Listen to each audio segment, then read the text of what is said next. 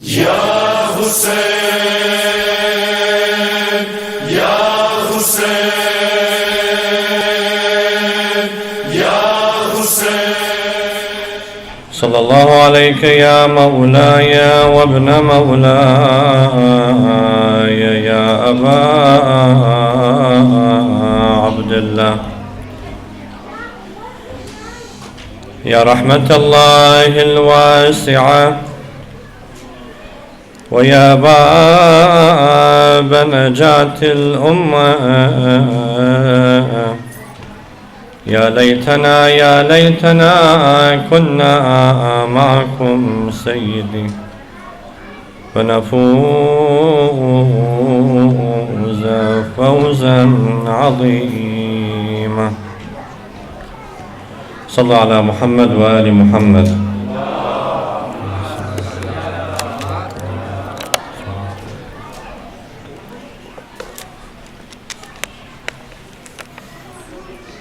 We continue on this night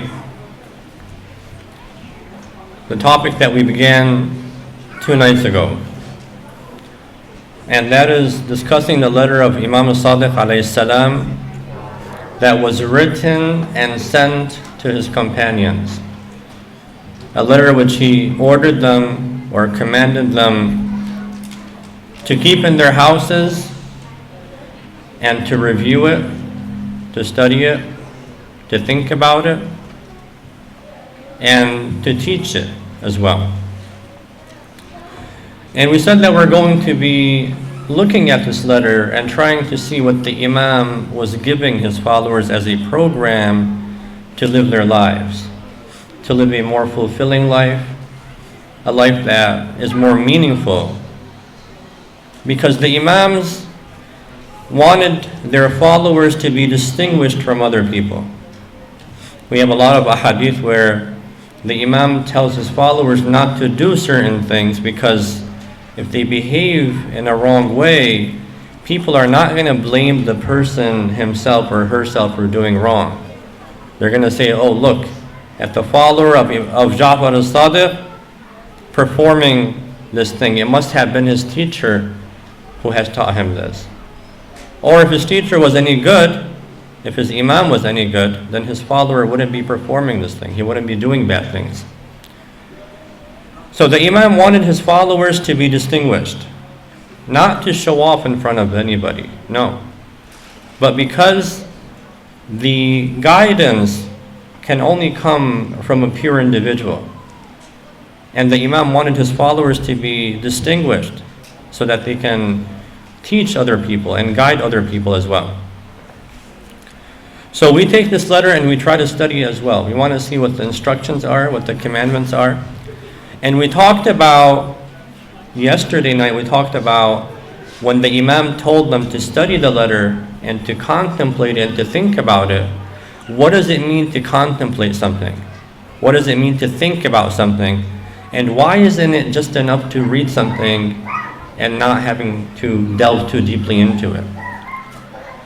Tonight I wanted to talk about something else, something that might not be very familiar to you. Some of you might have been familiar with this concept and some of you might not have been. Last year I brought it up very briefly, but this year I thought I can talk about it in more detail. The idea that I want to talk about is called sacred space. 2 words that if you look online you might find something about this. It's not something that's invented, that's new. It's a concept that is a religious concept. And I'm going to explain it to you so you understand what it is, but let me tell you where I got this idea from in the hadith. The hadith says that this letter that the Imam sent to his followers, كانوا يضعونها في مساجد بيوتهم. The followers used to take this letter and they put it in the masjids of their homes. Now what does this tell us? It tells us that these individuals back then, in their homes, they had a masjid. Now this is not something that a lot of us are familiar with or something that a lot of us have in our homes. You know, we think that a masjid is this building over here only. Masjid comes from the word of sujood. That's where people do sujood. basically where people pray, right? So in their homes, these people also had prayer rooms, or prayer halls, or prayer corners. This is how the house of a Muslim used to be before. Because when we have houses, what does a house do for us? A house is basically fulfilling our outer needs. If we want to sleep, we build a room, right? We buy a bed. The bed is for our body in order to rest. We're hungry, we make a kitchen. So there's a kitchen to fulfill our hunger, our taste. This is something else that our body needs. We want to sit down and socialize and rest. We make a living room. So the house in general is fulfilling all our outer needs. Our body needs resting, our body needs eating, our body needs sleeping, and so on and so forth. We build this house to fulfill these outer needs of the body that need to be fulfilled throughout the day. All right. Yesterday we talked about us as human beings not only having outer senses, but we also have inner senses. If we look at a house only having a bedroom and a living room and a kitchen and a dining room, then what it's really fulfilling is only the outer senses, the function of the senses only. And we said that there's something inside of us as well. Our emotions, our feelings, knowing ourselves, our connections with ourselves and with others. This is an internal feeling. This is not something with the senses. So where's the room for this part of our existence in the house? Do we have a room like that? Most of us don't. I've met some brothers here that I've seen in their homes, they do have a room designated for this function. But most of us don't. So it seems that the Imam here gave this letter to his followers, and his followers had already designed their homes in a way where they had a room that was specifically made for meditation and for prayer. A room where you move away from your senses and you go to it in order to focus on the inside of yourself. That's what a sacred room or sacred space is in the house. Now, the idea of having a sacred space isn't only limited to a bedroom. This masjid, for example, is a sacred space. How do we know it's a sacred space? Because people come here and connect to God, and everything in this masjid that you see is related to this one theme. You look around, everything is connected to one thing. We find banners that are connected to Imam Hussein alayhi salam and Ahlul Bayt, and they are connected to God. We find a prayer pulpit here. We find carpets for prayer. We find benches for people to sit down and listen to lectures. So everything in this room serves one focused function, and that is to pray, to meditate, to focus on God. Therefore, this masjid is a sacred space. It helps us move away from the outside world that's chaotic, right? When you come in here, you have a different feeling than when you're outside, even on the street. You go to the mall doesn't make you feel the same way as coming to a masjid makes you feel, right? You go to the mall, you have shopping centers, you have stores, you want to buy things, you want to, go shopping and acquire things. But you come to the masjid, and it's not a shopping center. It serves a different function, it has a different purpose. You feel bad, you feel you need something, you come to the masjid and you pray to God. You don't go to the mall to, a store over there and ask for your need over there, right? If you're going through a difficult problem in life, you would rather come here than go to the gym, let's say. So a sacred space serves this function. Sacred meaning connected to God. Another example of a sacred space, the shrines of Ahlul Bayt alayhi salam. That's a sacred space. So a sacred space could be something that we build, and it can be something that we don't build. It's naturally there. For example, the water of Zamzam in Mecca. That's where, if you go to Hajj, that well that's next to the Kaaba, that blessed water, that's a sacred space as well, that area. Why? Because that water is connected to a religious purpose. The Mount of Hira, the mountain of Hira, where the Prophet used to escalate and go up in order to meditate in the cave and pray to God. That's a sacred space. Why? Because the Prophet used to pray there, and that's where he received his revelation, in that cave. So that cave began connecting or gaining a different meaning connected to God. It becomes a sacred space. So, how do we know, or how do we develop sacred spaces? In our home, we can designate a room for this purpose. A room that's specifically cut off from all the other rooms. If the whole house is serving the purpose of our outer senses, we need a room where we go into in order to disconnect from everything else. This is necessary. You can't function and focus on your inner self if you're always distracted by everything that's around you. So you designate a room, and if you don't have an extra room in the house, you can make a little corner in the house. And this corner is specifically made for you to sit down and disconnect from the outside and connect yourself with the inside. Sallallahu ala Muhammad wa ali Muhammad.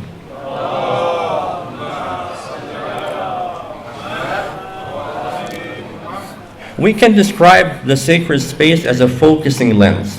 Do you guys know what a focusing lens is? If you have like a laser, let's say, how does a laser beam point at one area? There are many different rays that come and they hit a lens. And this lens moves all the rays onto one point. What the sacred space does is when you go in there, it makes you focus on one thing so that your mind is not shattered, your mind is not all over the place. This sacred space makes you focus on that one thing. So you go in there, and it's as if you enter a portal. You go from one world of the human beings, and you enter a world of the divine, the world of God. You think differently. You focus differently. You're looking for a different answer in your life.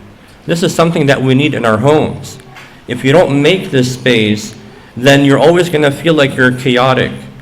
You're always lost. You don't know where to go. One day you sit in the living room, one day you sit in the kitchen, you're confused. Thoughts are racing through your mind. You go to your bedroom, you're thinking and thinking and thinking. Nothing in your bedroom helps you concentrate and focus.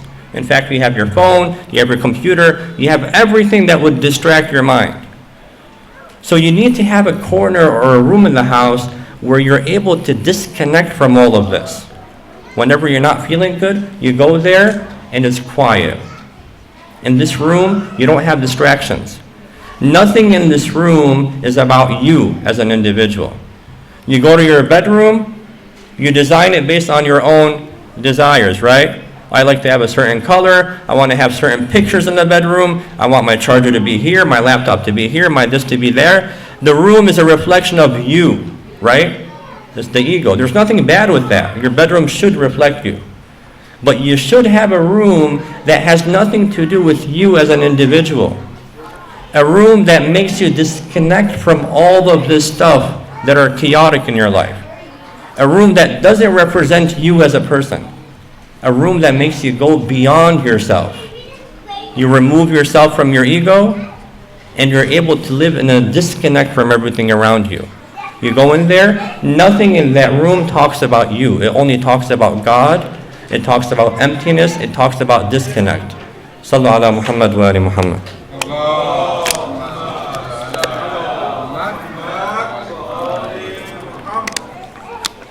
There should be certain rules for this room. For example, there will be no devices in this room. You want to disconnect from the devices, you go to that room. You have a minute or 2 or 5 or 10 or 15 where there is no device for you. That helps you connect with your inner self. In this room, you're not going to have pictures around. You're going to leave it with emptiness. You only put things that resemble God. You can put God's name, Allah, for example, and you can meditate on that. We have Allama Tahrani, for example, who was one of our spiritual scholars who passed away. In his home and the home of his students, you find that they have this carved out wood with God's name on it, Allah, and they have like an LED light or a light bulb behind the name. They put it towards the Qibla and they sit down and they meditate on that. Focus on one object. Any thought that comes to your mind, you remove it, you block it. You're looking at the name of Allah. Any thought that comes to your mind, you refocus on the name of Allah. The objective is to slowly gain control over your thoughts. Because if your thoughts are all over the place, you're always going to suffer. You're never going to feel that peace inside. So how do you get it? Through practice and training. You have to control your mind. You have to be able to control your thoughts to lessen your suffering. You're going through a hard time, you're going through divorce, you're fighting with your parents, with a friend, you break up, or whatever problem you're going through, if you can't control your thoughts, they're going to keep coming and bombarding you, and that's how you suffer. But if you're able to block those, then your suffering becomes less. How do you learn how to block them? This is one method to do it. When you go into that room to do salat, you focus. This is the room of prayer. This is not a room where I do everything else as well. And a lot of people, if you want to go to sleep, they say don't use your bedroom for your daily functions. Because your body will go into that bedroom when you have to sleep and it doesn't sleep. Leave your bedroom or your bed only for sleeping. This is one advice that they give. So that when you go to the bed, automatically your brain says, this is where I sleep. Not where I play on the computer or play with my phone or do my other activities. The bedroom should be only for sleeping. Otherwise, you're going to suffer from not being able to sleep because your brain doesn't understand. You go on your bed and your brain says, oh, I'm doing all these other things too. It doesn't know that you got to sleep. The same thing goes for this room. You go into this room and you do nothing but prayer and meditation and focus. Time after time, you start loving the space because you feel that this is the only area that gives you that peace that you're looking for. Every other room in the house is chaotic. You feel bad, you go in there, you get this feeling of peace and tranquility. So this is something that we should start implementing in our lives. Even if we don't have a room, make a little corner, empty it up. Have some natural light, have God's name there, and make sure you're always pure when you go there. Pure meaning like you've washed your hands, you've done wudu, if you can do wudu. But make that room a special room or that corner a special corner. Put a Quran there, light some incense, maybe put some perfume, some very nice smell. You have to activate your senses in a way that they're focused on one thing. So these senses that are busy with everything else, when they come into this room, suddenly they become focused on only one thing. The eyes see God's name, or they see the prayer mat. The ears don't hear a sound and don't hear distraction. Maybe you want to put some very calm classical music, let's say, or the Quran or something that focuses your senses of hearing. And the nose will smell perfume. There's always a nice scent coming out of here. All of this plays a psychological role. It helps you calm down and relax in your life. Sallallahu ala Muhammad wa ali Muhammad.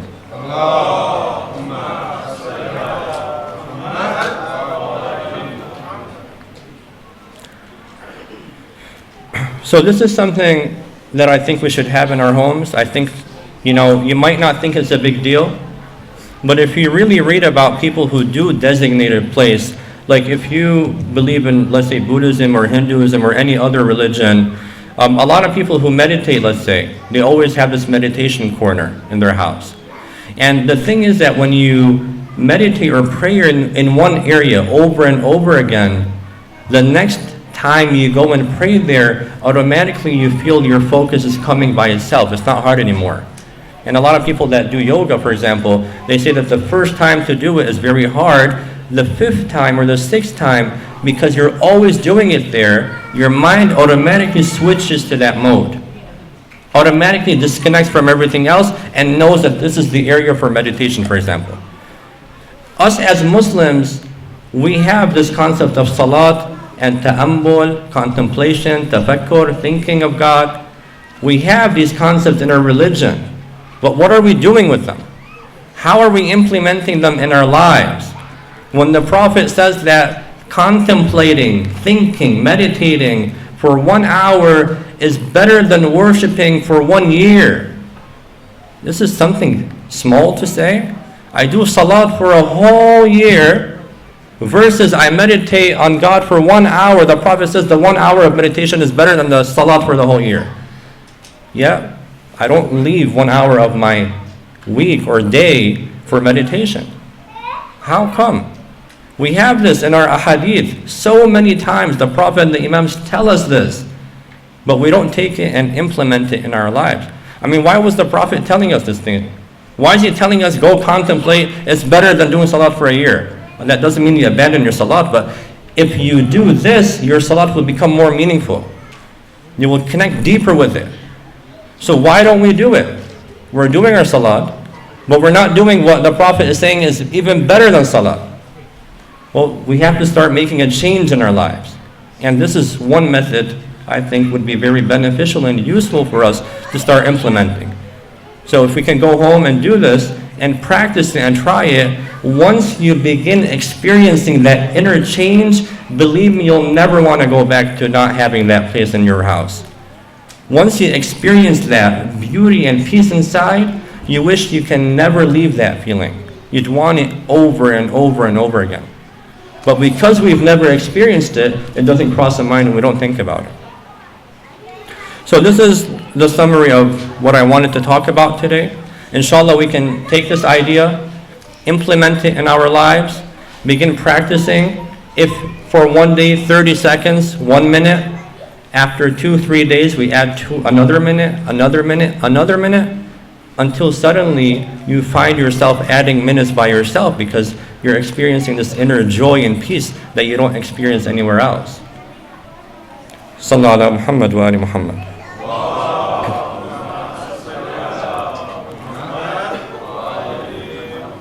Inshallah, I'm going to begin with narrating the events of Karbala, whatever occurred during that time. Today I'll briefly introduce the events, and then from tomorrow onwards we can go into more details towards the end of the lecture. So after the death of the Prophet sallallahu alaihi wasallam,